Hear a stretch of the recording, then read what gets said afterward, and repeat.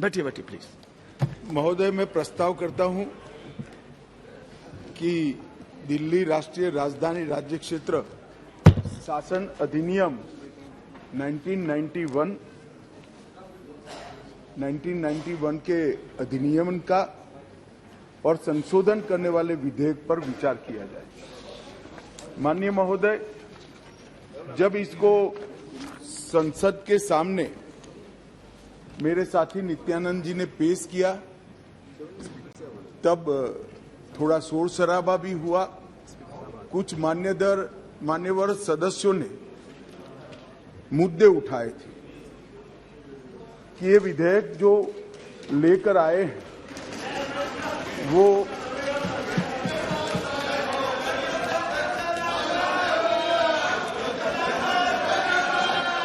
ऐसे ही सदन चलाओ तो अच्छा लगता है। लाने का अधिकार नहीं है। संविधान के तहत संसद की कॉम्पिटेंसी पर भी सवाल उठाए गए हैं और दूसरा ये मुद्दा उठाया गया कि ये विधेयक जो लेकर मैं इस सदन के सामने उपस्थित हुआ हूं वो विधेयक सुप्रीम कोर्ट के जजमेंट के भावनाओं के विरुद्ध है। मान्यवर, सबसे पहले मैं यह दोनों चीजों का बहुत डिटेल जवाब देना चाहता हूं क्योंकि उस वक्त जब मैं खड़ा हुआ विपक्ष का मूड सुनने का नहीं था। आज कुछ अच्छा भी मूड दिखता है। तो मान्यवर, जब तक कॉम्पिटेंसी का सवाल है,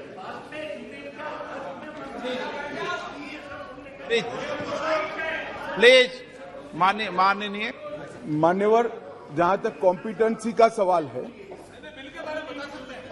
संघ राज्य क्षेत्र का प्रशासन संविधान के भाग 8 में उल्लेखित प्रावधानों के तहत आता है। अनुच्छेद 239 से 242 तक इसकी कार्यरीति को संविधान में वर्णित किया गया है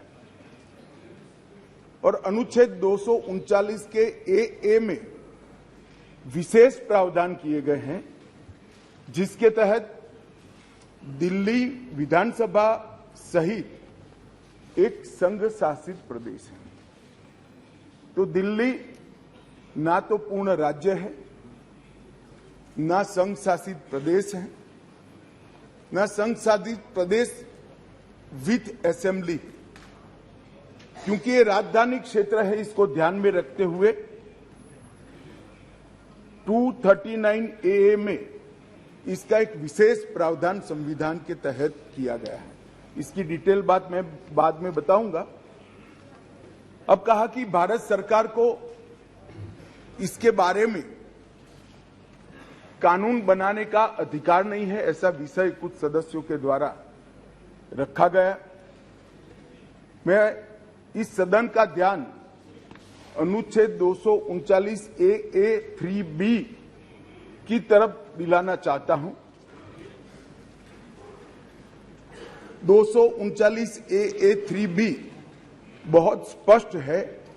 इसके तहत इस संसद को दिल्ली संघ राज्य क्षेत्र या इसके किसी भी भाग के बारे में उससे संबंधित किसी भी विषय पर कानून बनाने का पूर्ण अधिकार प्राप्त है। इसलिए कुछ सदस्यों ने जिस बात को इंट्रोडक्शन के वक्त यहां उठाने का प्रयास किया था, मेरा दायित्व बनता है, उस वक्त माहौल ठीक नहीं था, तो आज इसका मैं ढंग से जवाब दूं। मान्यवर, कुछ सदस्यों ने यह भी कहा हाथ में सुप्रीम कोर्ट के जजमेंट रखकर कि ये सर्वोच्च अदालत के आदेश के उल्लंघन कर इसको लाया गया है। मैं वो सभी सदस्यों को विनती करना चाहता हूं कि आपने सर्वोच्च अदालत के आदेश का अपने मनपसंद हिस्सा ही पढ़ा है। जब सर्वोच्च अदालत के आदेश को सदन में कोट करते हैं तो संपूर्ण आदेश का अध्ययन होना जरूरी है उसका दूसरा हिस्सा भी पारदर्शिता के साथ सदन के सामने रखना चाहिए। खैर, जिन्होंने नहीं रखा, मैं रख देता हूं मान्यवर। मैं स्पष्टता करना चाहता हूं कि ये विधेयक जो है, इसमें सर्वोच्च अदालत के निर्णय को जो उन्होंने रिफर किया है, उसके पैरा 86, पैरा 95 और विशेष कर पैरा 164F की ओर मैं ध्यान आकर्षित करना चाहता हूं। उसमें स्पष्टता से कहा है कि संसद को 239AA के तहत दिल्ली संघ राज्य क्षेत्र के किसी भी विषय पर कानून बनाने का अधिकार है। ये अदालत ने अपने जजमेंट के अंदर बहुत स्पष्ट कर दिया है। मान्यवर, अब मैं थोड़ा विधेयक पर बात करना चाहूंगा। दिल्ली शासन, इसकी एक ऐतिहासिक पृष्ठभूमि है मान्यवर। दिल्ली की स्थापना 1911 में अंग्रेजों के शासन के द्वारा महरौली और दिल्ली दो तहसीलों को पंजाब प्रांत से अलग कर बनाई गई। 1919 और 1935 में ब्रिटिश सरकार ने चीफ कमिश्नर प्रोविंस का नोटिफिकेशन किया और दिल्ली को चीफ कमिश्नर प्रोविंस के तहत रखा गया। आजादी के बाद पट्टाभी सीतारामैया समिति ने दिल्ली को राज्य स्तर का दर्जा देने की सिफारिश की थी। हालांकि जब सिफारिश संविधान सभा के समक्ष आई, मेरा विपक्ष के सदस्यों को विनम्रता से अनुरोध है कि इस बात को जरा गौर से सुनेगा। पट्टाभी सीतारामैया समिति की सिफारिश जब सदन के सामने आई, तब पंडित जवाहरलाल नेहरू जी, श्रीमान सरदार पटेल, राजा जी, राजेंद्र प्रसाद और डॉक्टर अंबेडकर जैसे नेताओं ने इसका विरोध किया कि ये उचित नहीं होगा कि दिल्ली को पूर्ण राज्य का दर्जा दिया जाए। मैं फिर से एक बार रिपीट करता हूं, किसने विरोध किया था? पंडित नेहरू ने किया था, सरदार पटेल ने किया था, राजा जी ने किया, राजेंद्र प्रसाद जी ने किया और अंबेडकर जी ने भी इसका विरोध किया था। और उस वक्त पंडित नेहरू जी के एक चर्चा के हिस्से को मैं सदन के सामने रखना चाहता हूं। 2 साल पहले सदन ने एक समिति, सीतारामैया समिति की नियुक्ति की और अब जब रिपोर्ट आया है तब दुनिया बदल गई है, भारत बदल गया है और दिल्ली काफी हद तक बदल गई है। इसलिए दिल्ली में हुए इन परिवर्तनों की परवाह किए बगैर उस समिति की सिफारिशों को स्वीकार नहीं कर सकते और स्वीकार करना वास्तविकता से पूरी तरह मुंह मोड़ लेना होगा। एक समय तो नेहरू जी ने संविधान सभा के सदस्यों को यहां तक कहा कि चूंकि नई दिल्ली में 3/4 संपत्ति केंद्र सरकार की है, इसलिए तर्कसंगत यही होगा कि इसको केंद्र के अधीन रखा जाए। बाद में जब अंबेडकर जी ने समापन किया, तब उन्होंने कहा, जहां तक दिल्ली का सवाल है, हमें ऐसा लगता है कि भारत की राजधानी के रूप में शायद ही किसी स्थानीय प्रशासन को मुक्त अधिकार यहां दिए जा सकते हैं।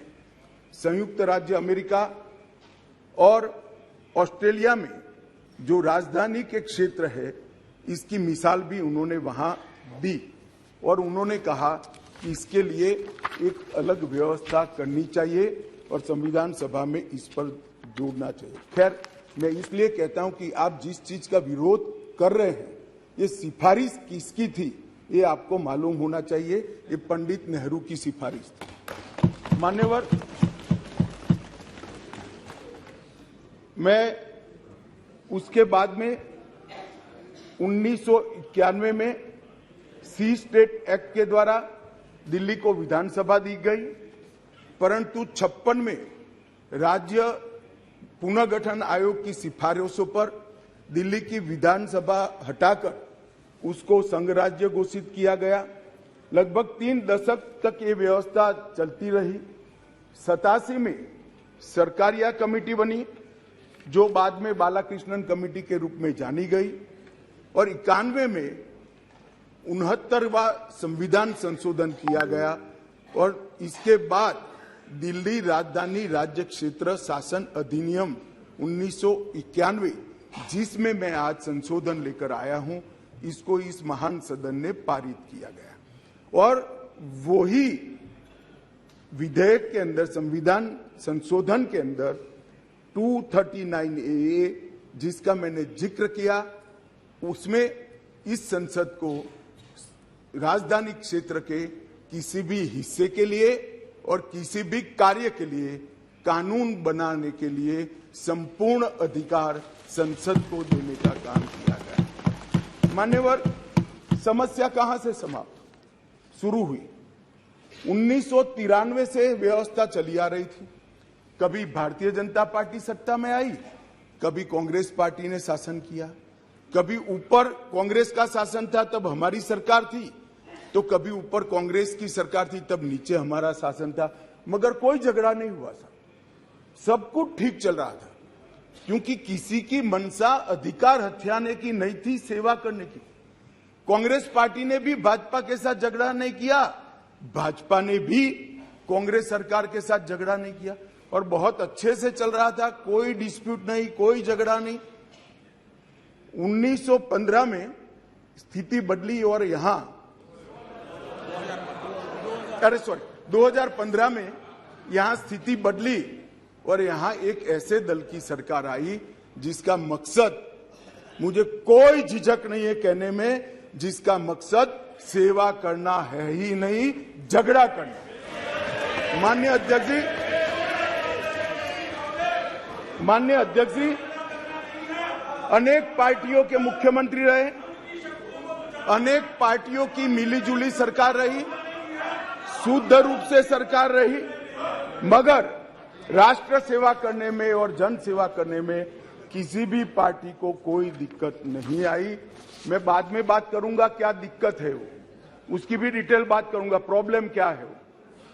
प्रॉब्लम ट्रांसफर पोस्टिंग के अधिकार का नहीं है, विजिलेंस को कंट्रोल में लेकर बंगला जो बना दिया है, इसका सत्य छुपाना है। जो भ्रष्टाचार हो रहा है, इसका सत्य छुपाना है। मान्यवर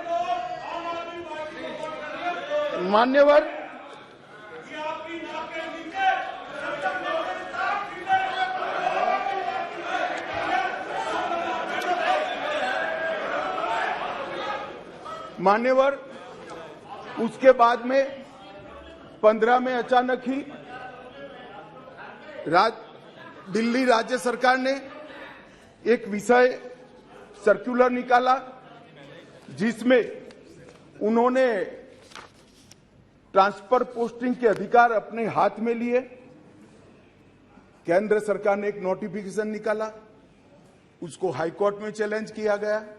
हाईकोर्ट का फैसला केंद्र सरकार के पक्ष में आया, इसको सुप्रीम कोर्ट में चैलेंज कर दिया गया, उसमें खंडित जनादेश आया, फिर संविधान पीठ बनी।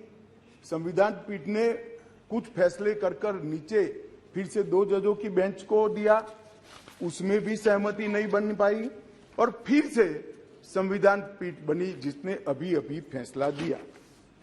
मान्यवर, वो जो इंटरप्रिटेशन है, वो इंटरप्रिटेशन उन्होंने कानूनी और मॉरल दृष्टि से नहीं किया। उन्होंने इंटरप्रिटेशन कानून की स्थितियों का करते हुए ये कहा है कि फिर भी दिल्ली देश की संसद को और भारत सरकार को दिल्ली संघ राज्य क्षेत्र के लिए हर प्रकार का कानून बनाने का अधिकार है। वो अधिकार का उपयोग कर एक वटहुकम, एक नोटिफिकेशन निकाला गया, और वो नोटिफिकेशन इसलिए निकालना पड़ा कि संसद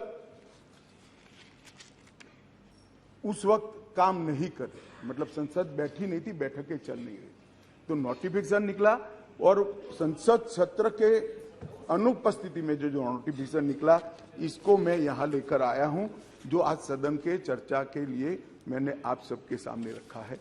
मेरा सभी पक्ष के सदस्यों से विनंती है कि चुनाव जीतने के लिए, किसी समर्थन हासिल करने के लिए किसी पक्ष का विधेयक का समर्थन करना या विरोध करना, ऐसी राजनीति नहीं करनी चाहिए। नए गठबंधन बनाने के अनेक प्रकार होते हैं। नया गठबंधन बनाने के अनेक प्रकार होते हैं। विधेयक और कानून देश के भले के लिए लेकर आते हैं। इसका विरोध या इसका समर्थन भी देश के और दिल्ली के भले के लिए करना चाहिए। अगर हमारी राजनीति में थोड़ी स्वीकृति कम है तो सबको मिलाना है। दिल्ली का जो होना है वो हो, जितना भ्रष्टाचार होना है वो हो। मंत्री कुछ भी करे, मुख्यमंत्री करोड़ों के बंगले बनाए, मगर हम विपक्ष में रहते हुए समर्थन करेंगे, क्योंकि हमें गठबंधन बनाना है। इस तरह से नहीं सोचना चाहिए। मेरी अपील